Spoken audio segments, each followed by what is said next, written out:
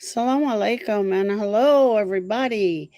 This is Dr. Amina Al-Deen from Muslim Network TV and my program Critical Talk. Today we're going to be talking about an exciting new venture called the Greenwood Policy Institute. And to talk about it, I don't want to presage it, but it's a very important African American Muslim response to the issues of the day. And also, in addition to responses, is commentary, but it's also bringing the larger community's attention to some very important ideas. I don't know, institutions, complications in society, etc. So, if you'll bear with me, I'm out here in sunny Maryland, and all the birds have decided to join me on my show.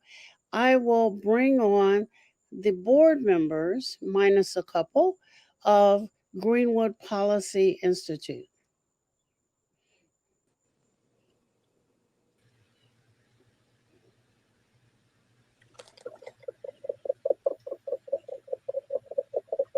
I'm going to turn it over to um, Abdullah Mitchell, who is the president of Greenwood Policy Institute.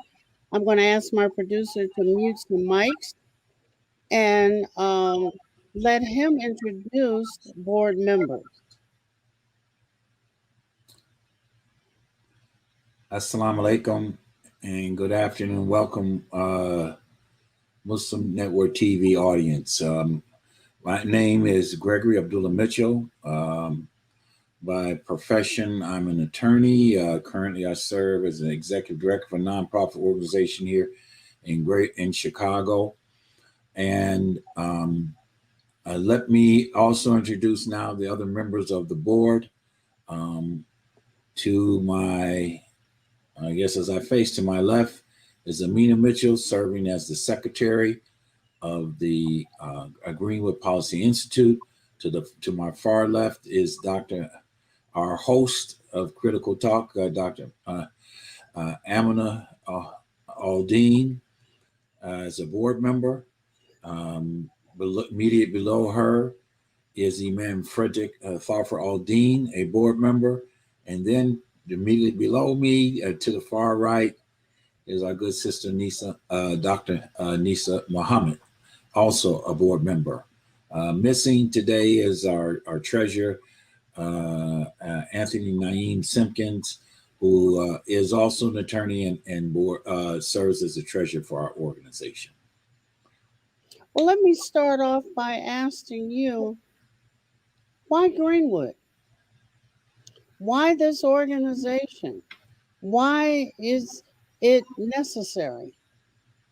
Well, I think for us as African Americans, that really doesn't need to be answered. But let me use recent events to highlight.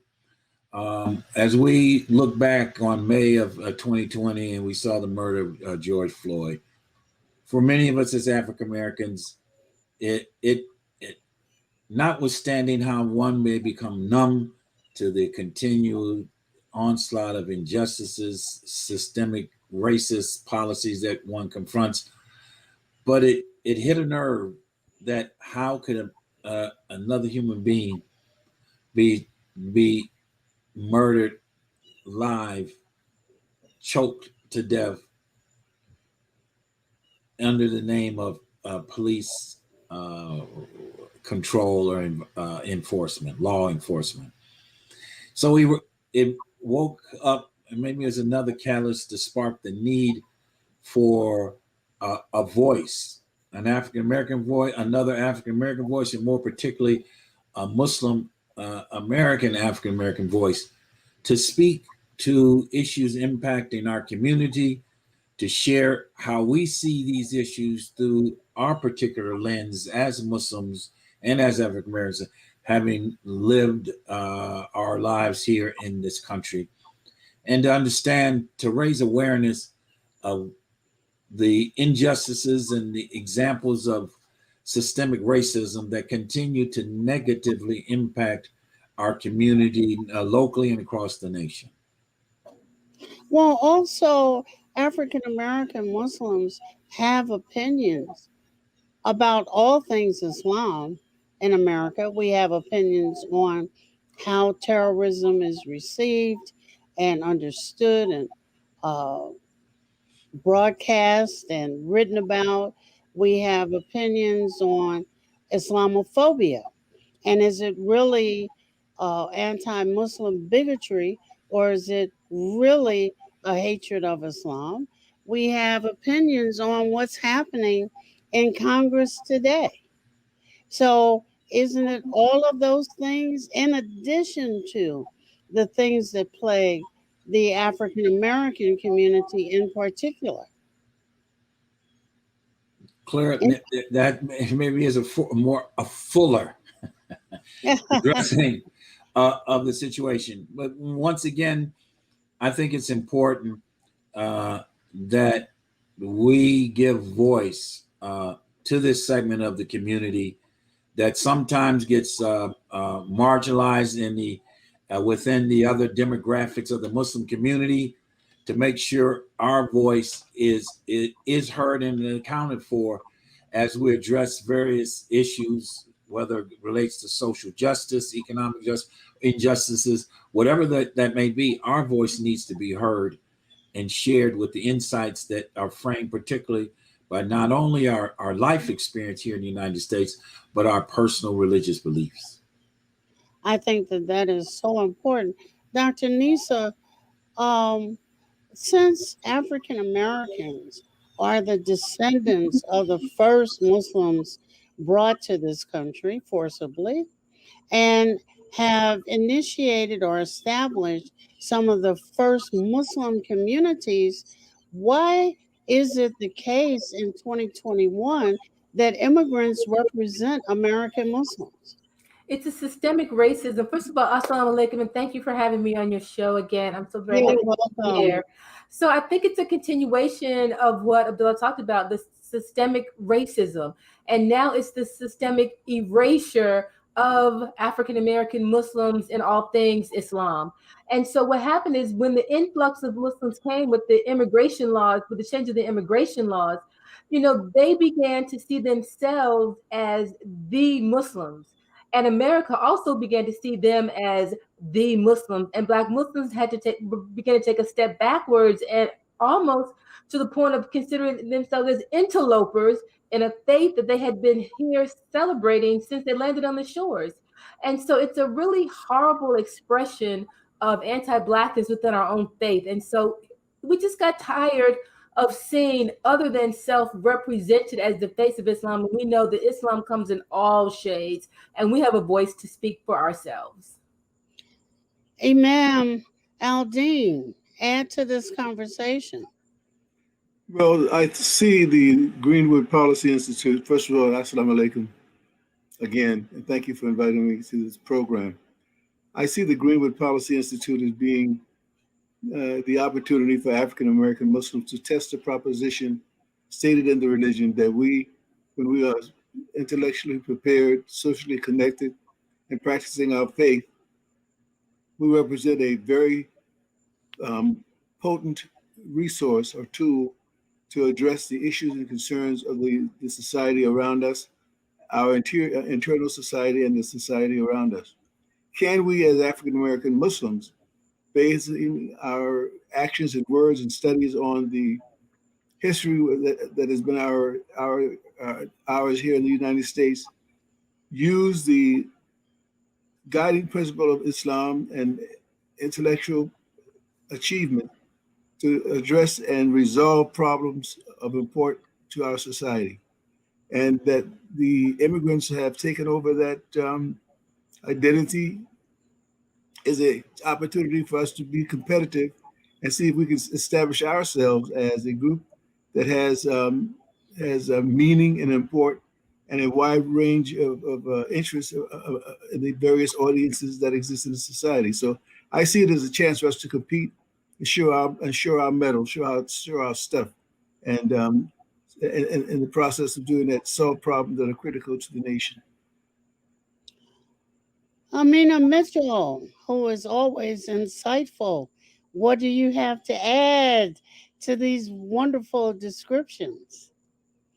Well, I think it's I think the George Floyd and the Black Lives Matter protest uh, kind of accentuated what I think we had thought about and were witnessing uh, before those events.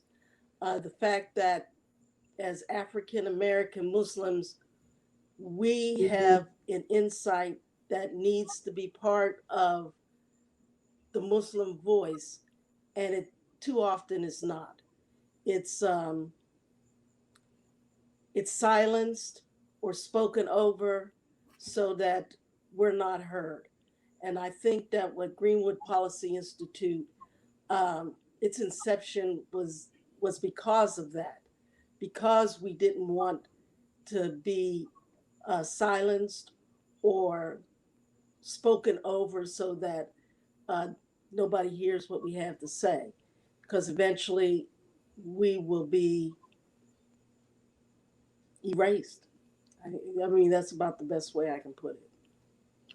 Okay, we're going to take a moment or two break. And when we come back, I'm going to ask my producer to put up on the screen um, the website of Greenwood Policy Institute so we can comment on what we're trying to do, what is the significance of Greenwood itself, the title, and what are some of the things we're putting forth. This is Dr. Amina Al-Deen with Muslim Network TV and Critical Talk, and we'll be right back.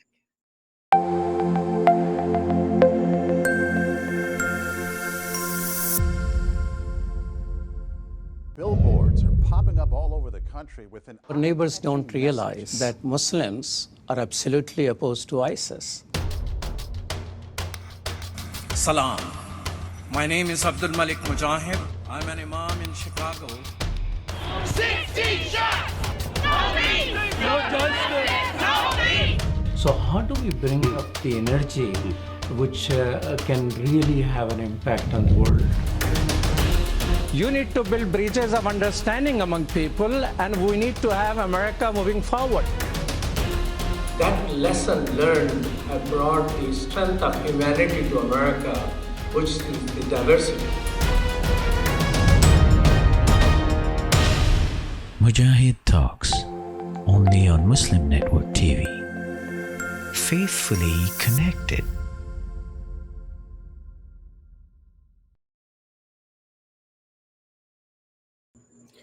Welcome back. This is Dr. Amina Al-Deen with Muslim Network TV and my program, Critical Talk. Today we're talking with members of the board of Greenwood Policy Institute. And I would like to ask the producer to put up the homepage of the website for Greenwood Policy Institute.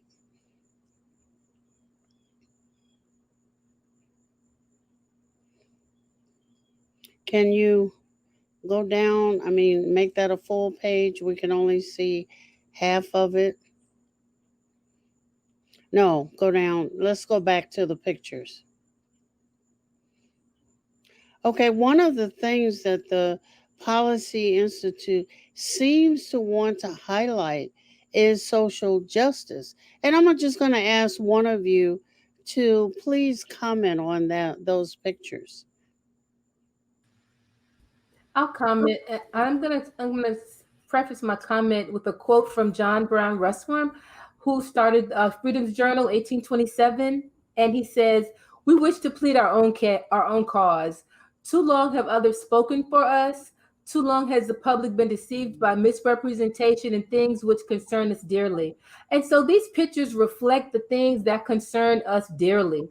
And for too long, others have spoken as a guise for all Muslims, and they have not spoken to the hurt and pain that affects Black Muslims, that affect Black people, that affect marginalized people, that affect oppressed people. And so we are here to say, we are raising our voices in support of the people around the world that are oppressed, that are marginalized, that are forgotten, that are lost, and that sometimes feel like nobody cares. But we want to make their stories known, and we want to make their stories heard from an African American Muslim perspective. Okay, let's inch down just a little bit to some quotes. There's a quote section, and I'm gonna leave that to Amina Mitchell. I don't know if you can see it. Can we make that larger?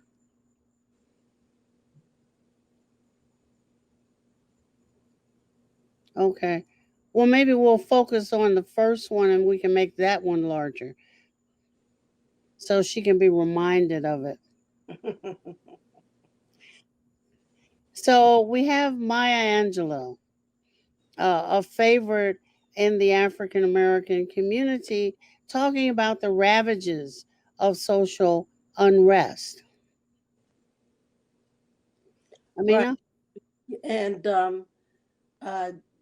I think we tried to choose these quotes so that they were not just about social justice, but the food for thought as well.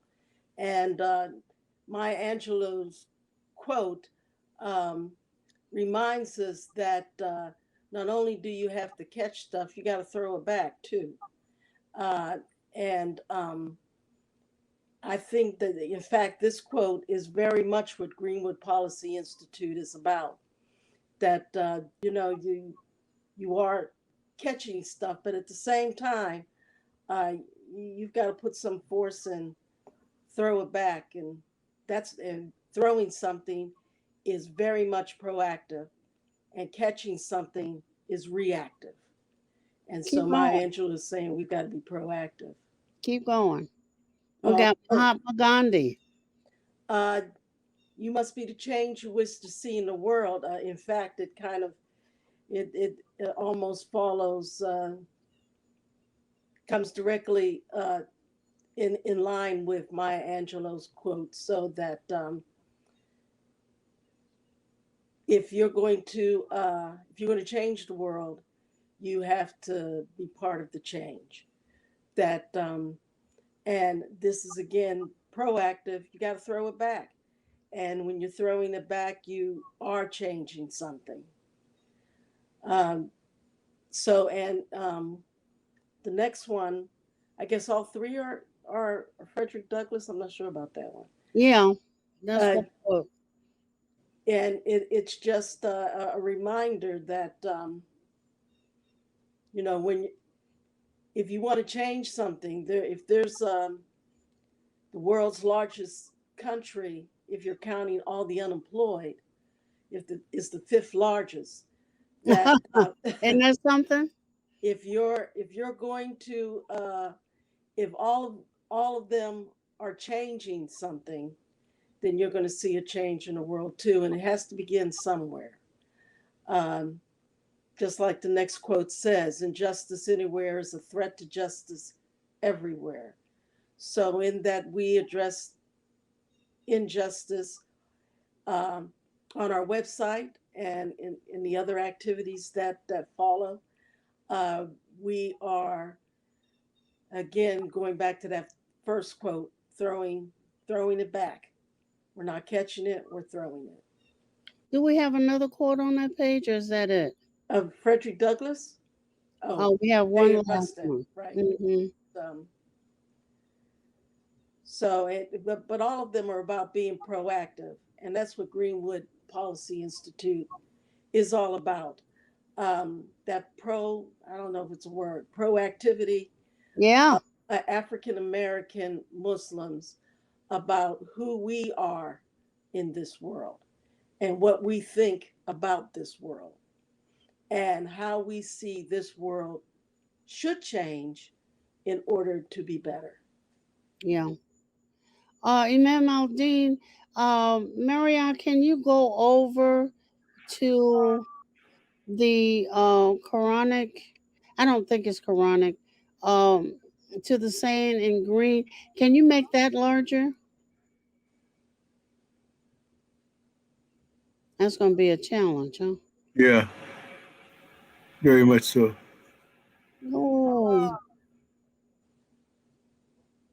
Oh gosh. Okay. Let me see if she can do it. There you go. Could you just read that? Can you see it?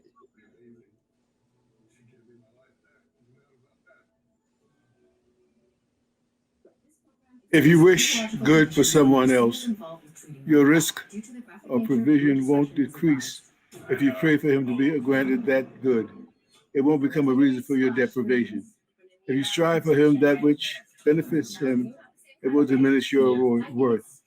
And ponder upon the speech of Allah subhanahu wa ta'ala, glorified be he. Whosoever intercedes for a good cause will have the reward of that thereof. Be beneficial and remember that reward is of the action type, i.e., as you do, you get. And so whoever facilitates for others finds facilitation. In other words, Allah is reminding us that Allah is very bounteous in all things good. And if you support someone else in achieving a bounty or a reward, you do not diminish your share of that bounty or reward. So act for others and you benefit yourself. Gets bigger, it's painful at times. It has a ring that it grows out of that is very tender. It's a horn. Am I muted? We hear you. We don't hear you, Dr. Al-Deen. We don't hear you. You're muted. We don't hear you, Dr. Al-Deen. Okay. Is there a TV on somewhere? Because we hear in the background a lot of noise, but hopefully our audience heard all of that we thought that the continual marrying of the Quran with what we're talking about is critical. I'm going to ask Attorney Mitchell to please go ask Maria first to go to the About Us page and for Attorney Mitchell to take over.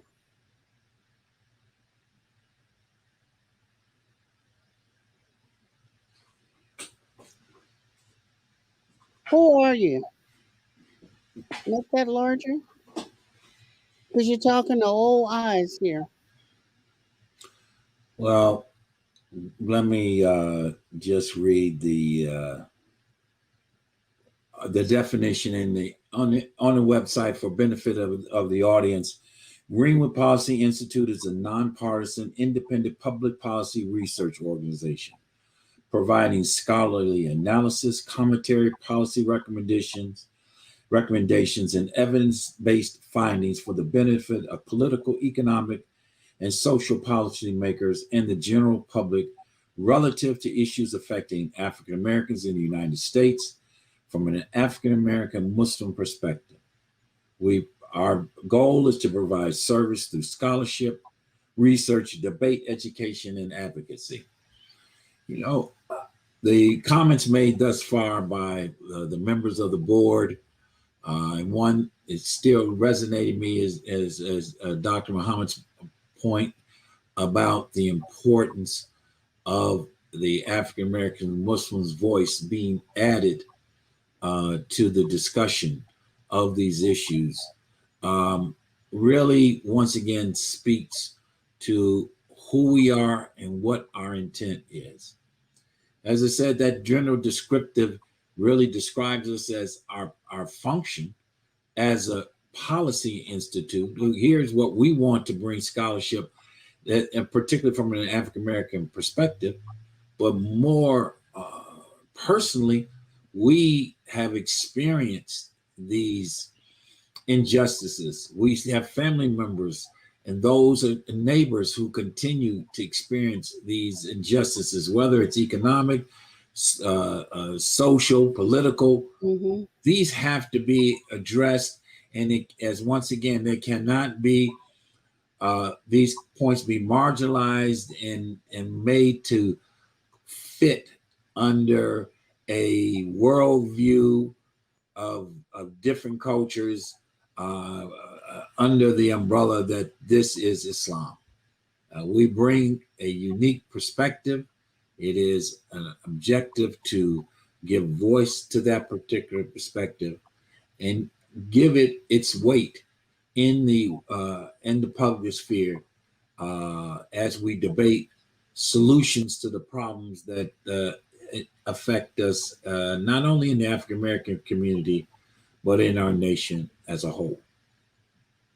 Well, I thank you for that. And you have brought us to our next little mini break. And I would ask all of you to turn off, turn off stuff that is interfering with the transmission. I'm going to ask my producer to mute everybody except the person talking. This is Dr. Amina Al-Deen from Muslim Network TV and Critical Talk. And I am speaking with Greenwood Policy Institute. We'll be right back.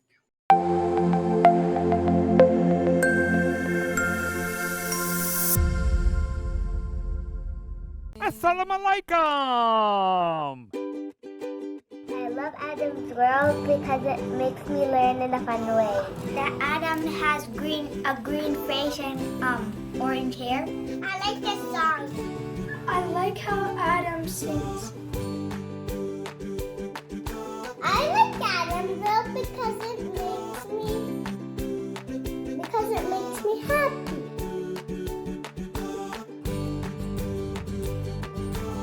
What? No.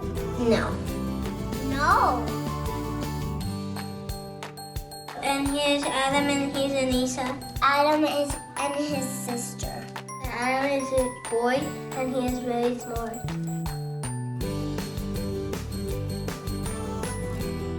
Download the new Adam's World app at adamsworldapp.com and let's help tomorrow's Muslims today.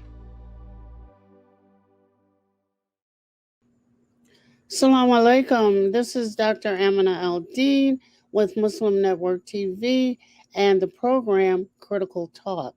Today we're talking with members of the board of Greenwood Policy Institute. And I would like to ask, let me see when he gets up here, Imam Al-Deen, to tell us if you could take us to the page where the articles are put up. Yeah, that one. Articles and discussions.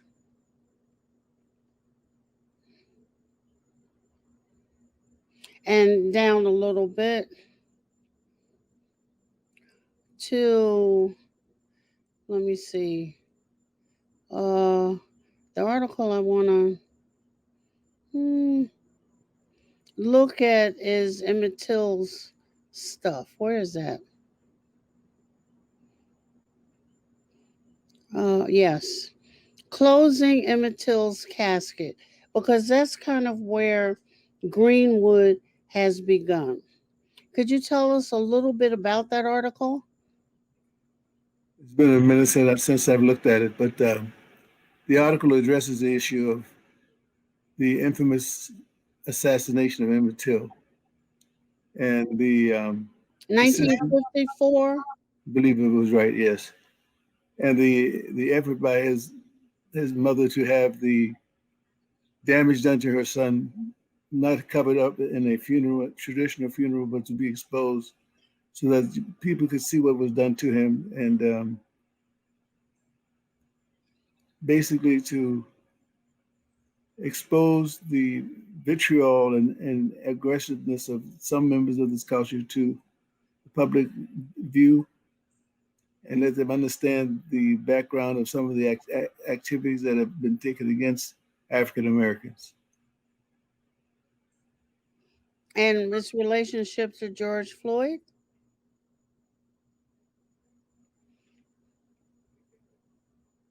George Floyd's assassination was a modern day version of the Emmett Till assassination, and serves as a clarion call to the rest of us that the job of establishing justice for Emmett Till was not completed, and that we have to use the opportunity of the Floyd incident to try to close the door on that type of actions against African Americans forever. Great. Now, just to show the scope, Attorney Mitchell, you have an article on non-for-profit organizations. Can you take us to that, please, Marielle? And non-for-profit organizations notoriously have issues. It's up at the top. Right. Oh, there it is. Okay. So you want to tell us a little bit about that article?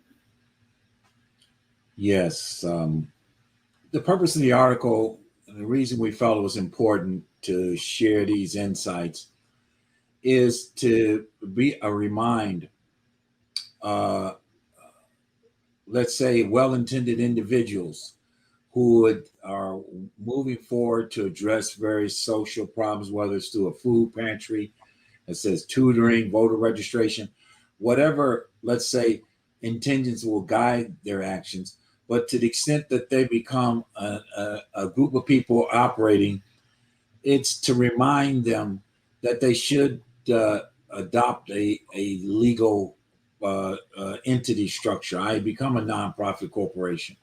And then to the extent that they do, that they follow the prescribed guidelines for its effective creation, and operation, and management.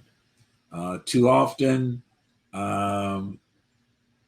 well-intended individuals may start the process, don't follow the regulations, and suddenly the organization is dissolved, as the IRS is continuing looking closer at nonprofit organizations as shams around to verify that they are bona fide or originate for a nonprofit purpose for the benefit of the social economic well-being of the community at large.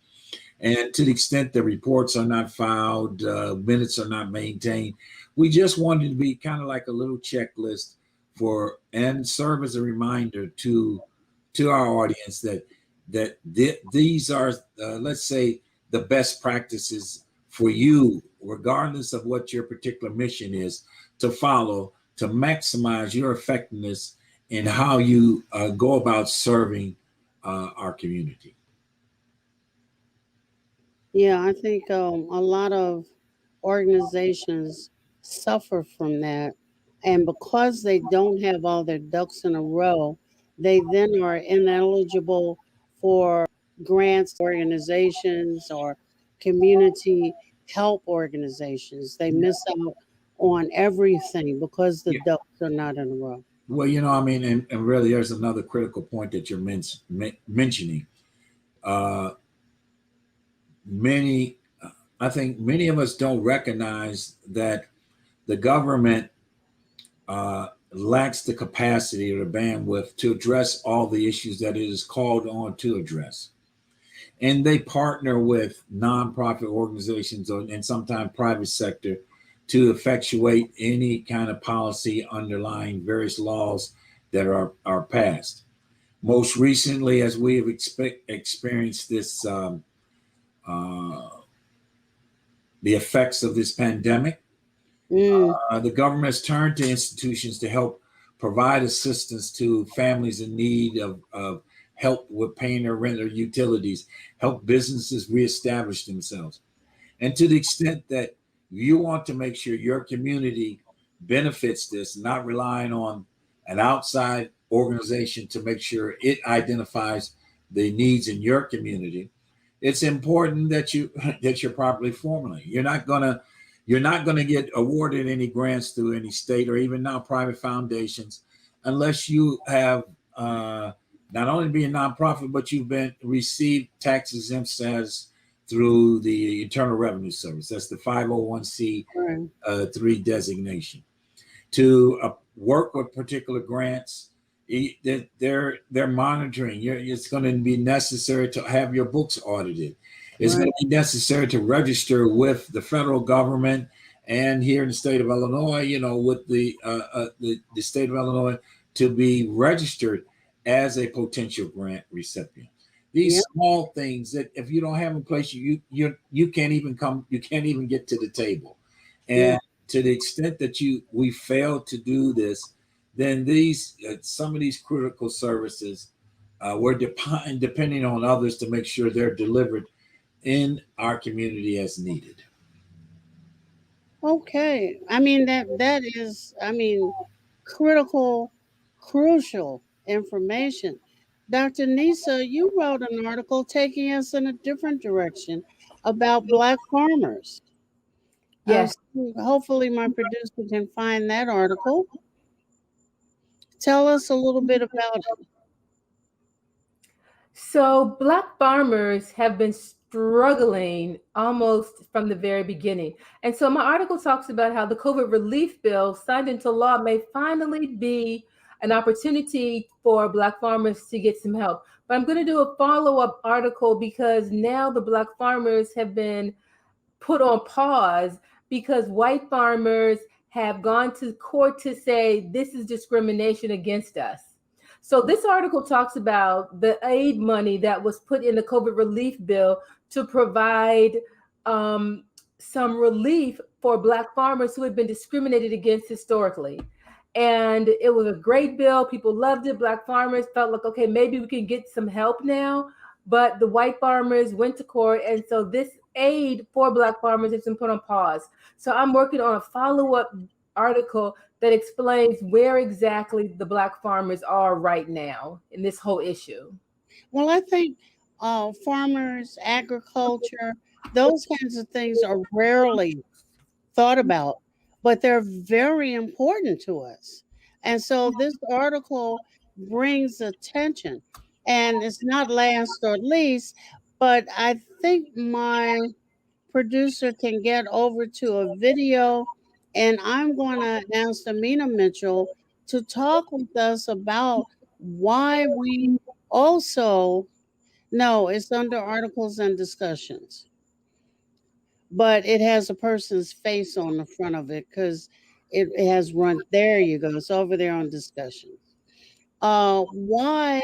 Let's play just a little bit of it, like 3 minutes. Can we play it?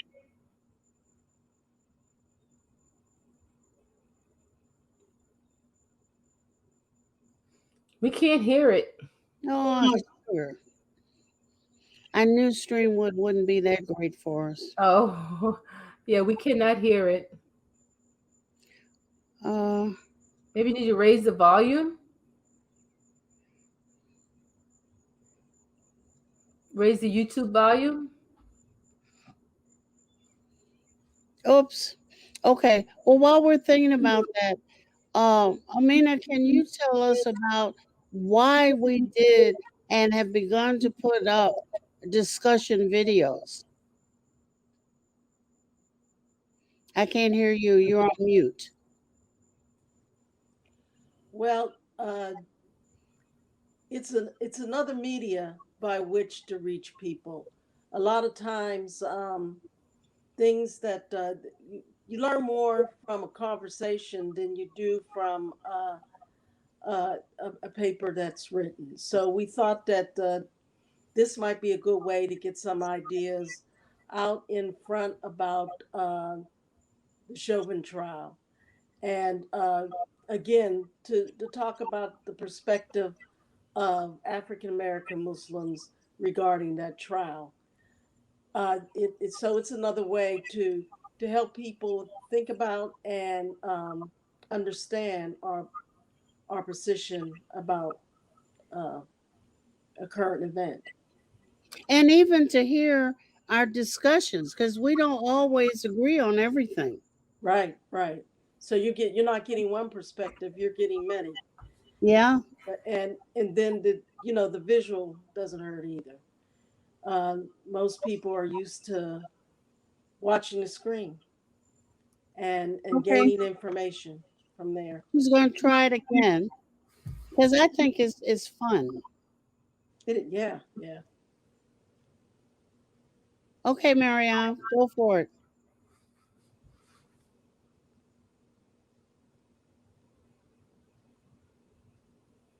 Oh, phooey.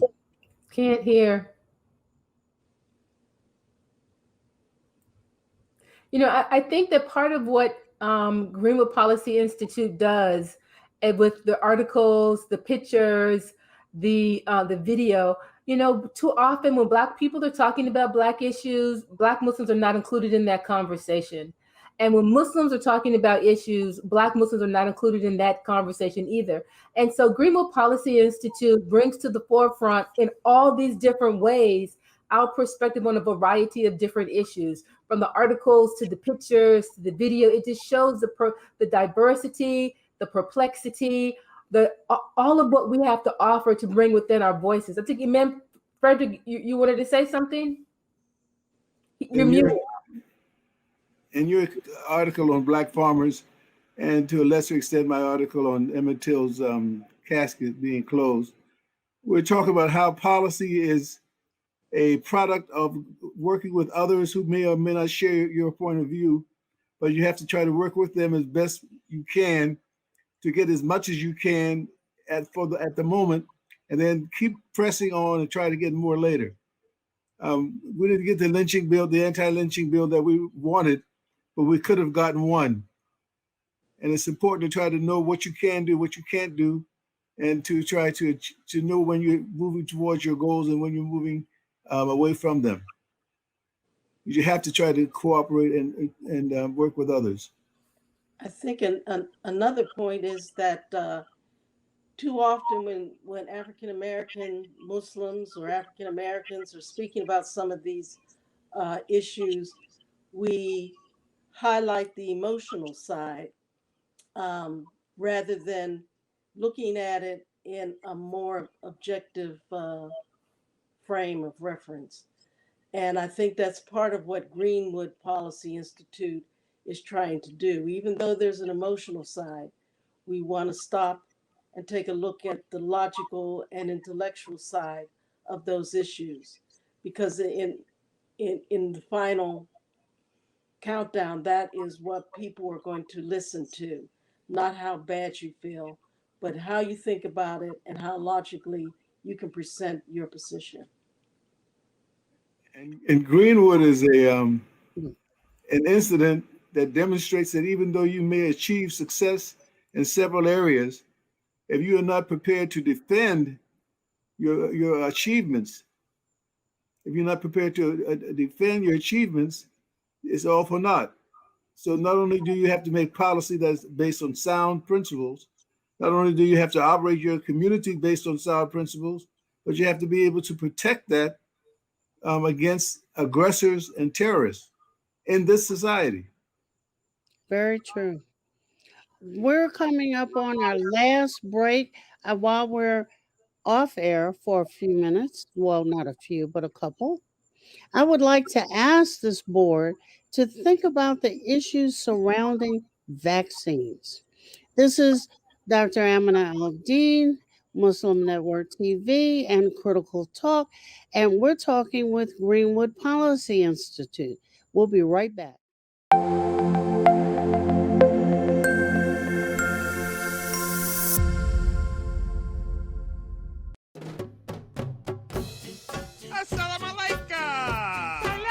Open up your eyes. Assalamu alaikum everyone, it's your brother Zain Bika from South Africa. One of the first educational programs ever produced for Muslim children was the ever popular Adam's World series. The colorful and comical Muslim puppets stole the heart of a generation. Sound Vision will be releasing brand new episodes of Adam's World with the launch of a Adam's World app. Subscribers will enjoy new Adam's World episodes as they are released, as well as all the classic episodes of Adam's World. So visit adamsworldapp.com now to learn more, subscribe, and enjoy new adventures of Adam and his friends. And let's keep helping tomorrow's Muslims today. Assalamu alaikum. Adam's World. Believe me, there's a lot to see. Bismillah. Let's explore.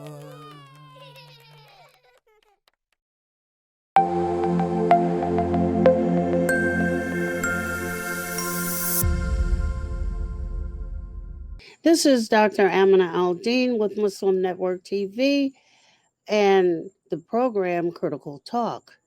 We're speaking today with the Greenwood Policy Institute, and we left off with thoughts about the vaccines and African American Muslims who are a little bit divided. And all of us probably don't agree. African Americans have a history, and it's a continuing history. I don't know if you call that history, of people trying to experiment on us in research hospitals across the nation and getting poor medical care. We've been injected, subjected, denied treatment, etc. So, what are some of the thoughts, not your personal thoughts necessarily, but some of the issues around the vaccines for the African American Muslim community? Everybody jump at once. I think there's trust issues. I think there's trust issues, as you mentioned. They don't trust the vaccine. They don't trust the people giving the vaccine, and so there's vaccine hesitancy.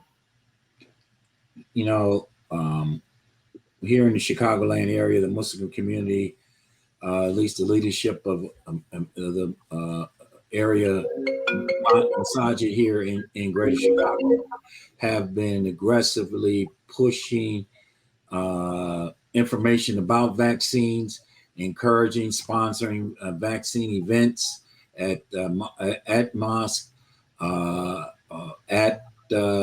or public venues.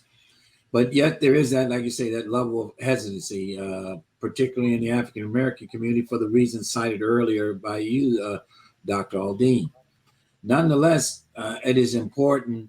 I think the challenge, and this is another reason, a role that organizations such as Greenwood Policy Institute can serve, is how do we bring factual information, data that people can look to from trusted sources. Like I said, other sources, like I said, have lied and misled African Americans in the past. But to the extent that we bring a voice that speaks in the best interest of our community, that God willing, that will allay some of the fears and the concerns that people have to, let's say, move forward with the vaccination. And right now it's critical when you look at the data that it's the unvaccinated people who are the ones, nearly 95, 96, 97% of the ones that are being hospitalized and dying from this virus. So it is a challenge. It's a challenge of trust. It's a challenge of credibility, and it's a challenge of messaging, that we can have trusted sources provide the factual data, not just a pep talk to do it, but data that people can rely on and coming to grips with a bad past experience with the medical system, and that deciding to take the necessary protections against this deadly virus. Amina Mitchell, jump on it. Wear your mask. I know what she's going to say. Just wear your mask. Well, actually, as you were talking, I was thinking about how, not that I can say that I know anybody who has said this, but a lot of time Muslims talk about tying your camel. And for some people, this is the idea of tying your camel. But I think that some that don't get the vaccination would say, well, it is as Allah wills. If I'm supposed to get it and get sick and die, alhamdulillah, that's what Allah had deemed for me. So you have those two different opinions about what the vaccine means. So for some, the vaccine it isn't going to stop whatever's going to happen. And the rest of us, me included, are wrapping our camel around that tree. I think for some other people, it's like they don't do flu shots. They don't do vaccines, before the COVID vaccine came about. So it's not just about the COVID vaccine, but for some people, they just don't do vaccines and flu shots, period. And so there's this whole anti-vaccine community out there that, people are a part of. And so they see this as just another vaccine that they're just not going to take. Like I said, they don't do flu shots. Their children don't do vaccines. And they're just part of this whole anti-vaccine community that's out there. And we may think that, okay, that's just some crazy white people who live in rural areas, but there are Black people who are in the anti-vaccine community as well. Right. Imam Frederick, let me give you the last word for the moment. Ever since the 1950s, when pharmaceutical companies realized they could invent illnesses and sell them on TV, it's been a concern that the pharmaceutical industry